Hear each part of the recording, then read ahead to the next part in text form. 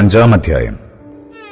ഞാൻ സിംഹാസനത്തിൽ ഇരിക്കുന്നവന്റെ വലം കൈയിൽ അകത്തും പുറത്തും എഴുത്തുള്ളതായി 7 മുദ്രയാൽ മുദ്രയിട്ടൊരു പുസ്തകം കണ്ടു. ആ പുസ്തകം തുറപ്പാനും അതിന്റെ മുദ്ര പൊട്ടിപ്പാനും യോഗ്യനാരുള്ളൂ എന്ന് അത്യുച്ചത്തിൽ ഘോഷിക്കുന്ന ശക്തനായൊരു ദൂതനെയും കണ്ടു. പുസ്തകം തുറപ്പാനോ നോക്കുവാനോ സ്വർഗത്തിലും ഭൂമിയിലും ഭൂമിക്ക് കീഴിലും ആർക്കും കഴിഞ്ഞില്ല.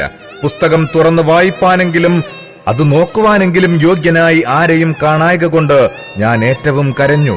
അപ്പോൾ മൂപ്പന്മാരിൽ ഒരുത്തൻ എന്നോട്, കരയേണ്ട, യഹൂദാ ഗോത്രത്തിലെ സിംഹവും ദാവീദിന്റെ വേരുമായവൻ പുസ്തകവും അതിലെ 7 മുദ്രയും തുറപ്പാൻ തക്കവണ്ണം ജയം പ്രാപിച്ചിരിക്കുന്നു എന്ന് പറഞ്ഞു. ഞാൻ സിംഹാസനത്തിന്റെയും 4 ജീവികളുടെയും നടുവിലും മൂപ്പന്മാരുടെ മധ്യത്തിലും ഒരു കുഞ്ഞാട് അറുക്കപ്പെട്ടതുപോലെ നിൽക്കുന്നത് കണ്ടു. അതിന് 7 കൊമ്പും സർവഭൂമിയിലേക്കും അയച്ചിരിക്കുന്ന 7 ദൈവാത്മാക്കളായ 7 കണ്ണുമുണ്ട്. അവൻ വന്ന് സിംഹാസനത്തിൽ ഇരിക്കുന്നവന്റെ വലം കൈയിൽ നിന്ന് പുസ്തകം വാങ്ങിയപ്പോൾ 4 ജീവികളും 24 മൂപ്പന്മാരും ഓരോരുത്തർ വീണയും വിശുദ്ധന്മാരുടെ പ്രാർത്ഥന എന്ന ധൂപവർഗം നിറഞ്ഞ പൊൻകലശവും പിടിച്ചുകൊണ്ട് കുഞ്ഞാടിന്റെ മുമ്പാകെ വീണു. പുസ്തകം വാങ്ങുവാനും അതിന്റെ മുദ്ര പൊട്ടിപ്പാനും നീ യോഗ്യൻ.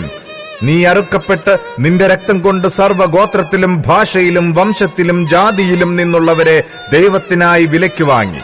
ഞങ്ങളുടെ ദൈവത്തിന് അവരെ രാജ്യവും പുരോഹിതന്മാരുമാക്കി വെച്ചു. അവർ ഭൂമിയിൽ വാഴുന്നു എന്നൊരു പുതിയ പാട്ട് അവർ പാടുന്നു.